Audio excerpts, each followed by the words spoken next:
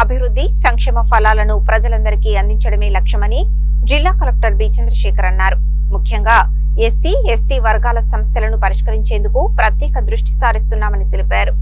శుక్రవారం జిల్లా కలెక్టర్ చంద్రశేఖర్ త్రిపురారం మండలం లోకేతండ గ్రామాన్ని సందర్శించి ఇంటింటా కాలినడకన తిరుగుతూ గ్రామంలోని ప్రతి కుటుంబాన్ని పలకరిస్తూ సమస్యలను ప్రత్యక్షంగా తెలుసుకుని వాటి పరిష్కారానికి అక్కడికక్కడే అధికారులకు ఆదేశాలు జారీ చేశారు. ప్రభుత్వం ప్రవేశపెట్టిన అభివృద్ధి సంక్షేమ ఫలితాలను ప్రతి ఒక్కరికి అందించడమే తమ లక్ష్యమని అన్నారు. గ్రామ సమస్యలు ముఖ్యంగా ఎస్సీ, ఎస్టీ వర్గాల సమస్యలను పరిష్కరించేందుకు ప్రత్యేక దృష్టి సారిస్తున్నామని తెలిపారు. గ్రామ పర్యటనలో ముందుగా దాస్ అనే రైతును కలెక్టర్ పలకరిస్తూ ఎంత భూమిలో పంట సాగు చేస్తున్నారని అడిగి తెలుసుకున్నారు.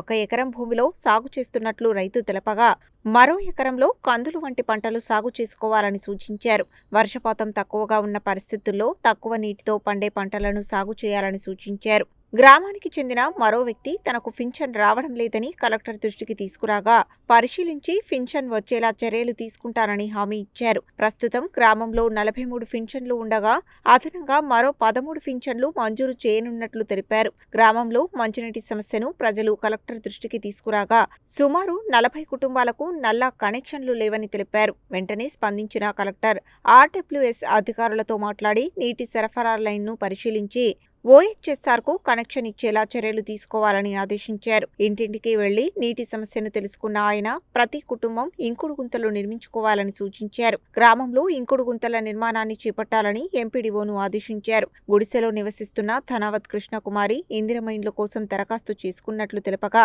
కలెక్టర్ వెంటనే ఆన్లైన్లో వివరాలను పరిశీలించి ఇందిరమ్మ ఇల్లు మంజూరు చేశారు. అనంతరం గ్రామ పంచాయతీ ఆవరణలో నిర్వహించిన సమావేశంలో కలెక్టర్ మాట్లాడుతూ గ్రామ అభివృద్ధి, ఎస్టీ వర్గాల సమస్యల పరిష్కారానికి అవసరమైన నిధులు కేటాయించామని తెలిపారు. గ్రామంలో అన్ని సంక్షేమ పథకాలు అర్హులైన వారికి అందేలా చర్యలు తీసుకుంటామని చెప్పారు. గ్రామంలో డ్రైనేజీ సమస్యను పరిష్కరించేందుకు 2 డ్రైనేజీ పనులను మంజూరు చేసినట్లు తెలిపారు. పనులను వెంటనే ప్రారంభించాలని అధికారులను ఆదేశించారు. గ్రామ పంచాయతీలో తీర్మానం చేసుకుని పాఠశాలకు కాంపౌండ్ వాల్ నిర్మాణానికి చర్యలు తీసుకోవాలని సూచించారు. విద్యార్థులకు సోమవారం నుండి యూనిఫారాలు పంపిణీ చేయనున్నట్లు కలెక్టర్ తెలిపారు. గ్రామంలో వివో భవనాల నిర్మాణానికి చర్యలు తీసుకోవాలని, ఇందుకు అవసరమైన స్థలాలను ఆర్డీఓ సర్వే చేసి పనులు ప్రారంభించేలా చూడాలని ఆదేశించారు. ప్రతి ఒక్కరూ వ్యక్తిగత పరిశుభ్రతతో పాటు పరిసరాల పరిశుభ్రతను పాటించాలని కలెక్టర్ ప్రజలకు సూచించారు. ప్లాస్టిక్ వ్యర్థాలను డ్రైనేజీల్లో వేయవద్దని, పారిశుధ్యాన్ని కాపాడటం ప్రతి ఒక్కరి బాధ్యత అని తెలిపారు. ప్రస్తుతం గ్రామంలో పాటించే పరిశుభ్రత